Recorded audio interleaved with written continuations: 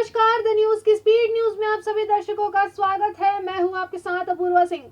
नमस्कार, मैं हूं शुभांगी ठाकुर। शुरुआत करते हैं आज की खास खबरों से। संयुक्त राष्ट्र के महासचिव एंटोनियो गुतेरेस की ओर से जारी एक रिपोर्ट में बताया गया है कि आतंकवादी संगठन ISIL का नया नेता शिहाब अल मुहाजिर भारत, अफगानिस्तान, बांग्लादेश, मालदीव, पाकिस्तान और श्रीलंका में आतंकवादी गतिविधियों के अभियानों का प्रमुख है और बताया जाता है कि उसका जुड़ाव पहले कुख्यात हक्कानी नेटवर्क के साथ रहा है। Islamic state in Iraq ISIL को लेकर महासचिव की 12वीं रिपोर्ट में बताया गया है कि ISIL के पास अफगानिस्तान के विभिन्न प्रांतों में लुढ़ाके हैं। किसान आंदोलन के कारण पिछले 17 दिनों से दिल्ली के 3 बॉर्डर पूरी तरह से बंद है। जिन बॉर्डर को बंद किया गया है उसमें टिकरी बॉर्डर भी शामिल है। टिकरी दिल्ली और हरियाणा का बॉर्डर है। बॉर्डर पर किसानों का अनवरत रूप से जारी है, लेकिन 26 जनवरी की हिंसा के बाद सुरक्षा व्यवस्था सख्त है। टिकरी मेट्रो स्टेशन महीनों से बंद पड़ा हुआ है और ठीक इसके नीचे से हरियाणा की तरफ जाने वाले रास्ते पर पुलिस की पहली बैरिकेडिंग है। 24 घंटे यहाँ दिल्ली पुलिस और अर्धसैनिक बल के जवान मौजूद रहते हैं। इसके आगे जवानों और मीडिया कर्मियों के अलावा किसी को आने जाने की इजाजत नहीं है। रोजाना कामकाज के लिए दिल्ली से हरियाणा आने जाने वाले लोग इसी रास्ते का इस्तेमाल करते हैं। तो सवाल ये है कि महीनों से वो कैसे सफर कर रहे हैं। किसान नेता राकेश टिकैत के समर्थन में जिस तरह से गाजीपुर बॉर्डर पर लोग अपना समर्थन देने पहुंच रहे हैं और पश्चिम यूपी में महापंचायतों का दौर शुरू हो गया, इससे ऐसा लग रहा है कि पश्चिमी उत्तर प्रदेश अब किसान आंदोलन का प्रमुख केंद्र बन गया है, जो बीजेपी की सियासी राह में चुनौती खड़ी कर सकता है। यही वजह है कि सूबे की योगी सरकार फूंक फूंक कर कदम रख रही है। बीजेपी अपने समीकरण को साधने के लिए सक्रिय हो गई है। कृषि कानून के खिलाफ पंजाब से शुरू हुआ किसान आंदोलन पहले हरियाणा तक पहुंचा, लेकिन अब इसकी जद में पश्चिमी उत्तर प्रदेश भी आ गया है। किसान नेता राकेश टिकैत के समर्थन में जिस तरह से गाजीपुर बॉर्डर पर लोग अपना समर्थन देने पहुंच रहे हैं और पश्चिमी यूपी में महापंचायतों का दौर शुरू हो गया है। निगम BMC के joint municipal commissioner Ramesh Pawar ने बुधवार को गलती से पानी की जगह सैनिटाइजर पी लिया। बता दें कि यह घटना तब हुई जब वह नगर निकाय का शिक्षा बजट पेश कर रहे थे। फिर उन्हें प्यास लगने लगी तो उन्होंने सामने रखी सैनिटाइजर के बोतल को पानी की बोतल समझकर पी लिया। प्रधानमंत्री नरेंद्र मोदी ने वर्ष 2021-22 के आम बजट को देश के सामने खड़ी चुनौतियों के समाधान को नई तेजी देने वाला करार देते हुए आरोप लगाया कि पिछली सरकारों ने बजट को वोट बैंक के हिसाब से बही खाता और कोरी घोषणाओं का माध्यम बना दिया था। उन्होंने पूर्ववर्ती सरकारों पर आरोप लगाते हुए कहा कि दशकों से हमारे देश में बजट का मतलब बस इतना ही रह गया है कि किसके नाम पर क्या घोषणा कर दी गई है। बजट को वोट बैंक के हिसाब किताब का बही खाता बना दिया गया था। महाराष्ट्र भाजपा प्रमुख चंद्रकांत पाटिल ने CM योगी से अपील की है कि वो एल्गार परिषद में हिंदू विरोधी भाषण देने वाले अलीगढ़ मुस्लिम विश्वविद्यालय के छात्र नेता शार्जिल उस्मानी को गिरफ्तार करने का आदेश दे। बता दें कि पूर्व छात्र ने 30 जनवरी को एल्गार परिषद के कार्यक्रम में कहा था कि आज का हिंदू समाज पूरी तरह से सड़ चुका है। आजकल किसी कारण की आवश्यकता नहीं है। आप एक मुसलमान हैं, हम आपको मार देंगे। नॉनवेज खाया जा रहा है, मुर्गी हो, बकरी हो या गोमांस हो, इससे कोई फर्क नहीं पड़ता, हम मारेंगे। प्रधानमंत्री नरेंद्र मोदी ने वीडियो कॉन्फ्रेंसिंग के जरिए आजादी की लड़ाई के दौरान घटी चौरा चौरी कांड की ऐतिहासिक घटना के शताब्दी समारोह की शुरुआत की। पीएम मोदी ने इस मौके पर एक विशेष डाक टिकट भी जारी किया। प्रधानमंत्री मोदी ने अपने संबोधन में कहा कि 100 साल पहले चौरा चौरी में जो हुआ वह सिर्फ एक आगजनी की घटना, एक थाने में आग लगा देने की घटना नहीं थी। चौरा चौरी का संदेश बहुत बड़ा और व्यापक था। अनेक वजहों से पहले जब भी चौरा चौरी की बात हुई उसे एक मामूली आगजनी के संदर्भ में देखा गया, लेकिन आगजनी किन परिस्थितियों में हुई, क्या वजह थी, यह भी उतनी महत्वपूर्ण है। आग थाने में नहीं बल्कि जन जन के दिलों में लग चुकी थी। उस इतिहास को आज देश के इतिहास में स्थान देने का जो प्रयास हो रहा है वह प्रशंसनीय है। अयोध्या में प्रस्तावित मस्जिद के लिए जिस 5 एकड़ जमीन का आवंटन किया गया है उस पर दिल्ली को 2 महिलाओं ने अपना दावा किया है। महिलाओं ने हाईकोर्ट की लखनऊ बेंच में याचिका दायर की है। याचिकाकर्ता महिलाओं ने मस्जिद के लिए आवंटित जमीन पर अपना हक जताया है। जमीन का आवंटन सुप्रीम कोर्ट के आदेश के बाद उत्तर प्रदेश सरकार ने अयोध्या के धनीपुर गांव में किया था, लेकिन महिलाओं की याचिका के बाद अब उस जमीन को लेकर विवाद खड़ा हो गया है। याचिका पर 8 फरवरी को सुनवाई की संभावना जताई जा रही है। हालांकि फाइनल डेट अभी नहीं दी गई है। इस संबंध में दिल्ली की रानी कपूर पंजाबी व रमा रानी पंजाबी ने लखनऊ में याचिका दायर की है। एक दूसरे के दूर विरोधी राजनीतिक दलों में होने के बावजूद की कांग्रेस नेता दिग्विजय सिंह ने भाजपा नेता ज्योतिरादित्य सिंधिया की तारीफों के पुल बांधे। गुरुवार को राज्यसभा में दिग्विजय सिंह ने भारतीय जनता पार्टी का पक्ष रखने के लिए बधाई दी। दिग्विजय सिंह ने कहा, मैं ज्योतिरादित्य सिंधिया को बधाई देता हूं कि जिसने अच्छे ढंग से यूपीए सरकार का पक्ष रखते थे, उतने ही अच्छे ढंग से उन्होंने आज बीजेपी का पक्ष रखा। दिग्विजय सिंह ने अपनी प्रशंसा सुनने के बाद ज्योतिरादित्य सिंधिया ने भी नम्र होते हुए उन्हें हाथ जोड़कर नमस्कार किया। दिल्ली में इलेक्ट्रिक कार या स्कूटर खरीदने की सोच रहे हैं तो आपके लिए अच्छी खबर है। दिल्ली की सरकार ने आज से सभी प्रकार के इलेक्ट्रिक वाहनों के लिए दिल्ली स्विच अभियान की शुरुआत की है। इसके तहत दिल्ली सरकार इलेक्ट्रिक वाहनों पर 1.5 रुपए का डिस्काउंट देगी। इसके साथ ही दिल्ली सरकार ने इलेक्ट्रिक वाहनों के लिए रोड टैक्स और रजिस्ट्रेशन भी फ्री कर दिया है।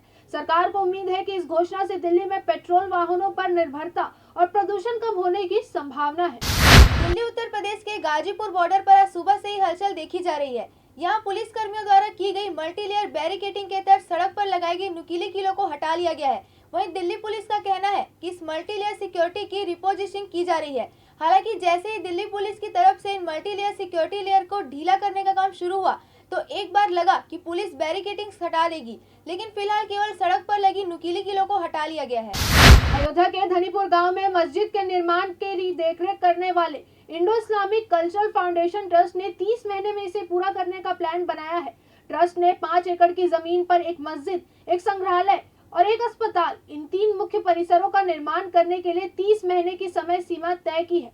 धनीपुर से लगभग 40 किलोमीटर की दूरी पर बन रहे राम मंदिर के 39 महीनों में पूरा होने की संभावना। हेफर्ट वार्ड ट्रस्ट ने एक अधिकारी ने कहा कि काम शुरू करने की औपचारिकताओं के खत्म हो जाने के बाद मस्जिद परिसर के निर्माण कार्य को 6 महीने के भीतर पूरा कर लिया जाएगा और अस्पताल को बनने में 2 साल का वक्त लगेगा। यूपी के कानपुर जिले में एक छात्र के अपहरण की सनसनीखेज वारदात सामने आई है। कार सवार बदमाशों ने दिन दहाड़े रास्ते से गुजर रहे एक छात्र का अपहरण कर लिया। अपहरण से पहले छात्र के साथ मारपीट भी की गई। बर्रा थाना इलाके में हुई ये वारदात सीसीटीवी कैमरे में कैद हो गई है। दिन दहाड़े हुई इस वारदात के बाद इलाके के लोगों में दहशत है। सीसीटीवी फुटेज में दिखाई दे रहा है कि किस तरह 4 बदमाश गाड़ी से बाहर निकलते हैं और छात्र की पिटाई करते हैं। छात्र की जमकर पिटाई के बाद बदमाश उसे गाड़ी में जबरन बिठाकर ले जाते हैं। मुख्यमंत्री योगी आदित्यनाथ जल्द ही राम नगरी अयोध्या का दौरा करने वाले हैं। सीएम योगी अयोध्या में हो रहे विकास कार्यों का जायजा लेंगे। दरअसल अयोध्या को विश्व के पर्यटन नक्शे पर श्रेष्ठतम शहरों में शुमार करने की कोशिशें हो रही है। इसी के तहत यहां जमकर विकास कार्य हो रहे हैं। शहर की तमाम सड़कों का चौड़ीकरण किया जा रहा है। साथ ही कारों के लिए मल्टी लेवल पार्किंग बनाने तथा अयोध्या के बस एवं रेलवे स्टेशन को नया रूप दिया जा रहा है। अयोध्या को सोलर सिटी बनाए जाने की भी तैयारी है। इसके अलावा अयोध्या को विश्व स्तरीय मेगा सिटी बनाने के प्लान पर भी कार्य किया जा रहा है। नक्सलियों की कथित चिट्ठी में महिला सरपंच से 10 लाख रुपए की मांग की गई है। हैरानी की बात यह है कि इस चिट्ठी में अजीबोगरीब धमकी पूरा मामला बलरामपुर के चांदो थाना क्षेत्र का है और उक्त महिला सरपंच ग्राम खजूरिया डी की बताई जा रही है। दी गई है। इसमें कहा गया है कि यदि पैसे नहीं दिए तो 6 इंच कम कर दिया जाएगा। वहीं ये चिट्ठी वहां से मिली है जहां कभी नक्सलियों का मूवमेंट नहीं होने की जानकारी मिली है। कांकेर जिले के अंतागढ़ इलाके के चर्रे मरे जलप्रपात के पास सुरक्षा बल के जवानों ने 2-2 किलो के 2 आईईडी बम बरामद किए, जिसे बीडीएस की टीम ने ब्लास्ट कर निष्क्रिय कर दिया है। इस तरह जवानों ने नक्सलियों के नाकाब मंसूबे को नाकाम कर दिया है। जबकि इन दिनों जलप्रपात में सैलानियों की भीड़ भी जुट रही है। जलप्रपात के पास से आईईडी बरामद होने से सैलानियों में भी दहशत का माहौल है। फोर्स के बढ़ते दबाव से बौखलाए नक्सली अब आम लोगों से भी दहशत फैलाने का काम कर रहे हैं, लेकिन सुरक्षा बल के जवानों के सक्रियता के चलते किसी भी तरह की जनहानि नहीं हुई है। मुख्यमंत्री हाट बाजार क्लिनिक योजना के लिए मुख्यमंत्री भूपेश बघेल ने अपने कांकेर प्रवास के दौरान 8 नए एम्बुलेंस को हरी झंडी दिखाई थी। कांकेर जिले के हाट बाजारों में लोगों को स्वास्थ्य सुविधाएं मुहैया कराने कोयली बेड़ा विकास खंड में 2 तथा शेष विकास खंडों में 1-1 नए एम्बुलेंस भेजे गए थे।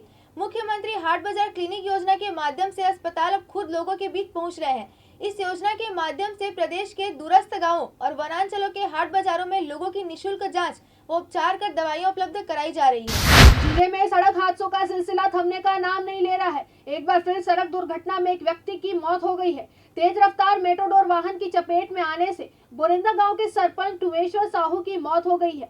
जानकारी के मुताबिक बोरेंदा गांव के रहने वाले ठुमेश्वर साहू अपने निजी काम से बखारा होते हुए धमतरी की ओर जा रहे थे। तभी गुजारा के पास विपरीत दिशा से आ रही ओवर स्पीड मेटाडोर वाहन ने बाइक को टक्कर मार दी। यह हादसा इतना जबरदस्त था कि बाइक के परखच्चे उड़ गए और बाइक सवार सरपंच की मौके पर ही मौत हो गई। घटना के बाद आरोपी वाहन चालक फरार हो गया। अवैध वसूली के आरोप और जिम्मेदारी के निर्वहन में लापरवाही बरतने पर रायपुर नगर पालिका निगम के 3 कर्मचारी निलंबित कर दिए गए हैं। तुहर सरकार तुहर द्वार शिविर में शिकायत के बाद कार्रवाई की गई है।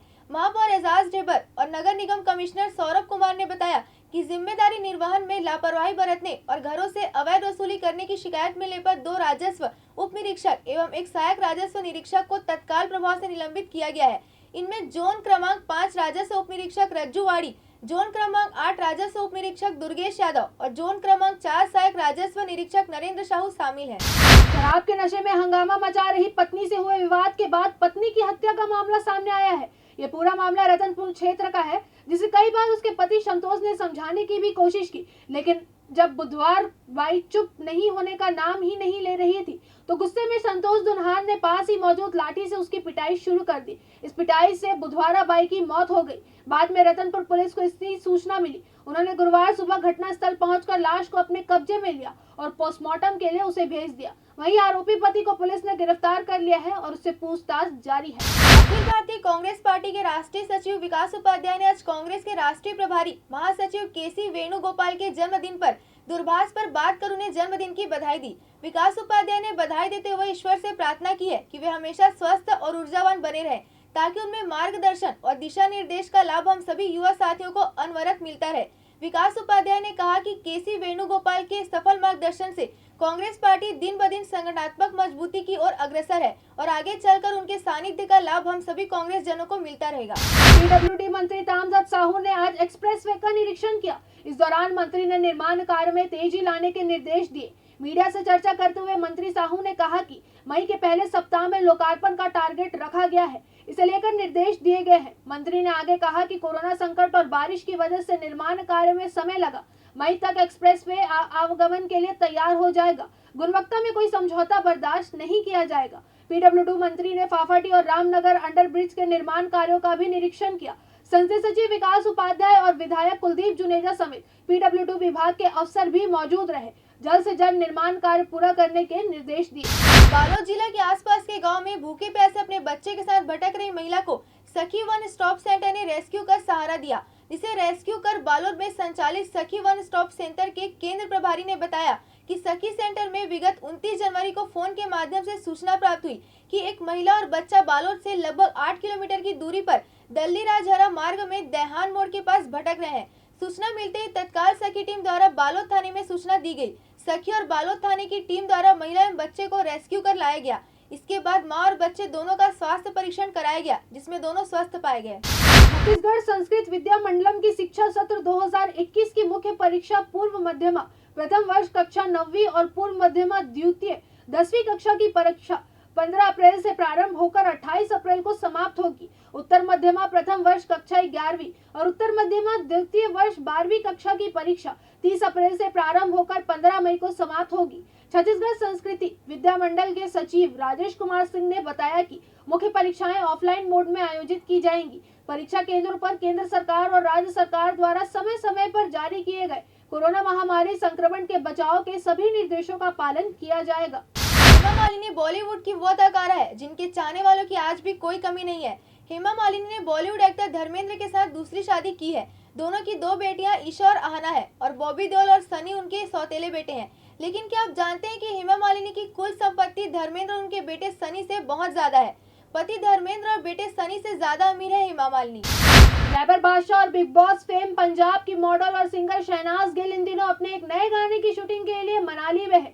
इसी बीच बादशाह ने सोशल मीडिया पर शहनाज के साथ एक फोटो शेयर की है, जो काफी तेजी से वायरल हो रही है। रैपर और सिंगर बादशाह पंजाब के साथ साथ बॉलीवुड का भी एक जाना माना नाम बन गए हैं। बादशाह का हर गाना रिलीज होते ही धूम मचाने लगता है। फैंस को भी बादशाह का रैप बहुत पसंद आता है। संजय दत्त की बेटी त्रिशाला अक्सर अपनी पर्सनल लाइफ को लेकर चर्चा में बनी रहती है। त्रिशाला सोशल मीडिया पर भी काफी एक्टिव रहती है। बॉलीवुड स्टार की बेटी होने के बावजूद त्रिशाला भले ही फिल्मों से दूर हो, लेकिन वो सोशल मीडिया पर काफी फेमस है। फैंस उनके हर पोस्ट पर ढेरों लाइक देते हैं। त्रिशाला सोशल मीडिया पर अपनी जिंदगी का हर अनुभव अपने फैंस के साथ शेयर करती है। हाल ही में उन्होंने एक पोस्ट के जरिए अपने ड्रामा के अनुभव को फैंस के साथ शेयर किया है। बॉलीवुड प्रोड्यूसर पोकरू रामा राव का शनिवार को निधन हो गया। बताया जा रहा है कि वो कोरोना वायरस से संक्रमित थे। वो मशहूर प्रोड्यूसर पोकुरी बाबू राव के भाई थे। मीडिया रिपोर्ट्स की माने तो हैदराबाद के एक अस्पताल में उनका कोरोना का इलाज चल रहा था। हालांकि उनके निधन की चिकित्सकीय रिपोर्ट आने बाकी है। ये भी कहा जा रहा है कि उनका देहांत हार्ट अटैक से हुआ है। एक रिपोर्ट में लिखा है, हाल ही में कोरोना वायरस से संक्रमित होने के बाद हैदराबाद के अस्पताल में उनका इलाज चल रहा था। पिछले कुछ दिनों से उनकी तबीयत सही नहीं थी और आज हालत बिगड़ने के बाद उन्होंने अंतिम सांसें ली। क्रिकेट खिलाड़ी विराट कोहली 23.77 करोड़ अमेरिकी डॉलर के ब्रांड मूल्य के साथ लगातार चौथे साल 2020 में सबसे मूल्यवान भारतीय सेलिब्रिटी रहे और इसी सूची में दूसरे और तीसरे स्थान पर हिंदी फिल्म अभिनेता अक्षय कुमार तथा रणवीर सिंह का नाम है। इंग्लैंड टेस्ट टीम के कप्तान जो रूट भारत के सामने अपना 100वां टेस्ट खेलने को लेकर गौरवान्वित महसूस कर रहे हैं। साथ ही वो इंग्लैंड के लिए 100 टेस्ट खेलने वाले खिलाड़ियों के क्लब में शामिल होने को लेकर काफी उत्साहित भी है। बता दें कि भारत इंग्लैंड के बीच कल यानी शुक्रवार से 4 मैचों की टेस्ट सीरीज का पहला टेस्ट खेला जाएगा। सचिन तेंदुलकर की बेटी सारा तेंदुलकर अपने पिता की तरह सोशल मीडिया पर काफी लोकप्रिय है। इंस्टाग्राम पर सारा तेंदुलकर के 1.2 मिलियन फॉलोअर्स हैं। सारा का एक वीडियो इंस्टाग्राम पर वायरल हो रहा है जिसमें वो अपनी दोस्त के साथ कॉफी शॉप पर दिखाई दे रही है। सेलिब्रिटी फोटोग्राफर वायरल भयानी ने सारा तेंदुलकर की वीडियो को अपने इंस्टाग्राम पर शेयर किया है जिसमें 23 वर्षीय सारा तेंदुलकर को अपनी दोस्त के साथ कॉफी पीते हुए देखा गया था। सारा तेंदुलकर ने smart black and white casual पहने हैं जबकि उनका चेहरा मास्क से ढका हुआ है और बाल खुले हैं। ब्रिस्बेन के गावा में खेले गए बॉर्डर गावस्कर ट्रॉफी के चौथे टेस्ट में भारत ने ऑस्ट्रेलिया को 3 विकेट से हरा दिया। इसके साथ ही भारतीय टीम ने 4 मैचों की यह सीरीज भी 2-1 से अपने नाम कर ली। गावा के मैदान पर पहली बार किसी ने टीम से 300 से ज्यादा रनों के लक्ष्य को पीछा किया है। ऑस्ट्रेलिया में भारत ने दूसरी बार टेस्ट सीरीज जीती है। इससे पहले 2018 और 19 दौरे पर भी भारतीय टीम ने ऑस्ट्रेलिया को 4 मैचों की टेस्ट सीरीज में 2-1 से हराया था। आधार कार्ड की लगातार बढ़ती जरूरत को हर कोई देख रहा है। हर सरकारी या सरकार से जुड़े काम के लिए आधार की जरूरत पड़ती है। ऐसे में अगर कोई गलती आधार कार्ड पर कोई गलत जानकारी होती है तो लोगों की दिक्कत बहुत बढ़ जाती है। लोगों की इसी दिक्कत को देखते हुए unique identification authority of India ने एक नंबर जारी किया है जिसके जरिए लोगों को घर बैठकर अपनी समस्या का समाधान कर सकते हैं। अगर आप इनकम टैक्स जमा करते हैं तो ये खबर आपके लिए बहुत काम की है। आमतौर पर आयकर दाता ITR को दाखिल कर देते हैं लेकिन उनका रिफंड काफी दिनों तक वापस नहीं आता है। हम आपको बता रहे हैं कि कैसे आप अपना रिफंड 90 दिनों के अंदर पा सकते हैं। इनकम टैक्स रिटर्न भरने वालों को अब रिफंड के लिए 90 से ज्यादा का इंतजार नहीं करना पड़ेगा। अगर आपने इनकम टैक्स सही तरीके से भरा है और आपकी आय से जुड़े सभी आंकड़े सही है तो रिटर्न भरने के 90 दिनों के अंदर आपके खाते में रिफंड क्रेडिट हो जाएगा। अगर आपने सारे दस्तावेज जमा कर दिए हैं और वे सही है तो भी आपका रिफंड 90 दिनों के अंदर मिल जाएगा। आयकर विभाग ने इस साल ITR सिस्टम में एक टेक्निकल अपग्रेड करने का ऐलान किया है। इनकम टैक्स विभाग का दावा है कि हर साल 90 दिन में रिफंड मिल जाएगा। पेट्रोल डीजल की कीमतों में 7 दिन बाद फिर से बढ़ोतरी हो गई है। आज पेट्रोल की कीमत 20 पैसे प्रति लीटर और डीजल की कीमत 55 पैसे प्रति लीटर बढ़ गई है जिसके बाद पेट्रोल का भाव दिल्ली में 35 पैसे, कोलकाता में 32 पैसे, मुंबई में 34 पैसे और चेन्नई में 31 पैसे प्रति लीटर बढ़ गया है। वहीं डीजल के दाम में दिल्ली में 35 पैसे, कोलकाता में 33 पैसे, मुंबई में 37 पैसे और चेन्नई में 33 पैसे प्रति लीटर का इजाफा हुआ है। अरबपति कारोबारी मुकेश अंबानी की रिलायंस इंडस्ट्रीज लिमिटेड ने अमेरिका में स्थित सेल गैस परिसंपत्ति में अपनी हिस्सेदारी Northern Oil and Gas Inc को 25 करोड़ डॉलर में बेच दी है। कंपनी ने एक बयान में कहा, रिलायंस इंडस्ट्री लिमिटेड की पूर्ण स्वामित्व वाली सहायक कंपनी रिलायंस मार्शलेस LLC ने दक्षिण पश्चिमी पेंसिल्वेनिया के मार्शलेस सेल प्ले में अपनी परिसंपत्तियों को बेचने के लिए समझौतों पर हस्ताक्षर किए हैं। कंपनी ने बताया कि इन परिस्थितियों पर Northern Oil and Gas Inc को 25 करोड़ डॉलर नकद और वारंट के बदले बेचा गया है। इस संबंध में दोनों कंपनियों के बीच 3 फरवरी 2021 को एक खरीद और बिक्री समझौता हुआ है। केंद्र सरकार को पूरा भरोसा है कि आने वाले महीनों में बजट में की गई घोषणाओं के चलते हालात बदलेंगे और भारत में बने उत्पादों का वैश्विक बाजारों में कारोबार बढ़ेगा। साथ ही कस्टम ड्यूटी को लेकर जो बदलाव हुए हैं उससे देश में कच्चे माल की उपलब्धता बढ़ेगी। वाणिज्य सचिव डॉक्टर अनूप वाधवान ने कहा कि बजट में उठाए गए कदमों से देश की मैन्युफैक्चरिंग क्षमता बढ़ेगी। यही नहीं, देश की तकनीकी क्षमता भी बढ़ेगी जो एक्सपोर्ट को बढ़ावा देने में मददगार साबित होगी। उनके मुताबिक कारोबारी सुगमता को बढ़ाने वाले कदमों से निवेश को बढ़ाने वाला माहौल बनेगा। अगर आप घर खरीदने की तैयारी कर रहे हैं तो आपके लिए अच्छी खबर है। वित्त मंत्री निर्मला सीतारमण ने किफायती घर खरीदने पर मिलने वाली 1.5 लाख रुपए की अतिरिक्त कर छूट की सीमा को बढ़ाकर 31 मार्च 2022 तक कर दिया है। हालांकि इसके लिए घर की कीमत अधिकतम 45 लाख रुपए होनी चाहिए। साथ ही इस लाभ को पाने के लिए आपके पास पहले से कोई दूसरी प्रॉपर्टी नहीं होनी चाहिए। सभी के लिए सस्ता घर सुनिश्चित करने के उद्देश्य से वित्त मंत्री ने होम लोन ब्याज पर मिलने वाली छूट को एक और अतिरिक्त वर्ष के लिए बढ़ाया है। गौरतलब है कि कोरोना संकट से पहले भी कई ऐसे फैक्टर रहे जिनसे रियल एस्टेट सेक्टर दबाव में था। इस पहल से घरों की बिक्री बढ़ाने में मदद मिलेगी, जिससे रियल एस्टेट सेक्टर को पटरी पर लौटने में भी मदद मिलेगी। वित्त मंत्री निर्मला सीतारमण ने बीमा क्षेत्र के विदेशी प्रत्यक्ष निवेश की सीमा 49% से बढ़ाकर 74% करने का ऐलान बजट में किया है। बीमा विशेषज्ञों का कहना है कि यह फैसला बीमा उद्योग के साथ आम लोगों को लाभ पहुंचाने वाला है। बीमा क्षेत्र में विदेशी कंपनियों के आने से इस क्षेत्र में प्रतिस्पर्धा बढ़ने की उम्मीद है। इसके चलते बीमा कंपनियां बेहतर कवर के साथ सस्ती प्रीमियम पर पॉलिसी की पेशकश कर सकती है, जिसका फायदा आम उपभोक्ताओं को मिलेगा। वहीं बीमा कंपनियों को अपनी जरूरत के लिए पूंजी जुटाने में सहूलियत भी होगी। देश की प्रमुख वाहन निर्माता कंपनी महिंद्रा एंड महिंद्रा ने आज गुरुवार को घोषणा की है कि कंपनी ने अपनी मशहूर एसयूवी महिंद्रा थार के डीजल वेरिएंट्स के कुछ मॉडलों को रिकॉल किया है। जानकारी के अनुसार कंपनी ने कुल 1577 गाड़ियों को तकनीकी खराबी के चलते वापस मंगवाया है, जिन्हें ठीक करने के बाद वापस मालिकों के सुपुर्द कर दिया जाएगा। भारतीय बाजार में दो पहिया सेगमेंट में एक और दिग्गज स्पेयर की एंट्री होने जा रही है। देश की प्रमुख वाहन निर्माता कंपनी महिंद्रा घरेलू बाजार में ब्रिटिश मूल की BSA मोटरसाइकिल्स को उतारने जा रही है। कंपनी यहाँ के बाजार में पहले पारंपरिक इंटरनल कम्बशन वाली बाइक्स को पेश करेगी, इसके बाद इलेक्ट्रिक बाइक्स को भी लॉन्च करेगी।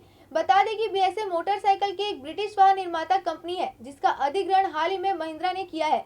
नए मीडिया रिपोर्ट्स के अनुसार BSA की बाइक्स को भारतीय बाजार में इसी साल पेश किया जा सकता है।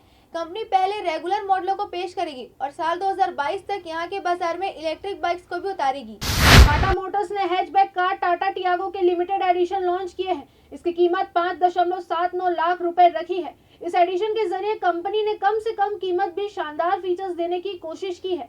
नया लिमिटेड वेरिएंट टाटा टियागो के XT वेरिएंट पर आधारित है और मैनुअल ट्रांसमिशन के साथ आता है। नोकिया भारत में कई स्मार्टफोन लाने की तैयारी में है। नोकिया 5.4 स्मार्टफोन 10 फरवरी को भारत में लॉन्च होगा। यह बात गिज़मो चाइना की एक रिपोर्ट में कही गई है। फिलहाल कंपनी ने नोकिया 5.4 को लेकर अभी कोई टीजर रिलीज नहीं किया है। कंपनी ने बुधवार से नोकिया 3.4 को टीज करना शुरू कर दिया है। नोकिया मोबाइल इंडिया ने एक ट्वीट के जरिए बताया है कि नोकिया 3.4 जल्द भारत आ रहा है। हालांकि ट्वीट में लॉन्च होने की तारीख का खुलासा नहीं किया गया है। ऐसे में नोकिया 5.4 और नोकिया 3.4 दोनों स्मार्टफोन को 10 फरवरी को लॉन्च किया जा सकता है। सबसे सस्ते रिचार्ज प्लान और उस पर मिलने वाले फायदे के मामले में BSNL ने एयरटेल और वोडाफोन आइडिया दोनों को पीछे छोड़ दिया है। BSNL का सबसे सस्ता रिचार्ज प्लान 18 रुपए का है। वहीं वैलिडिटी के साथ आने वाला एयरटेल और वोडाफोन आइडिया का सबसे सस्ता रिचार्ज प्लान 19 रुपए का है। BSNL ने अपना 18 रुपए वाले रिचार्ज प्लान में बदलाव किए हैं और इसमें मिलने वाले बेनिफिट्स को बढ़ा दिया है। तो आइए जानते हैं कि BSNL के 18 रुपए वाले प्लान में अब क्या क्या फायदे मिलने लगे हैं। न्यूज में आज के लिए बस इतना ही। अब हम आपसे लेंगे इजाजत। आगे के अपडेट्स के लिए बने रहिए हमारे चैनल के साथ द न्यूज।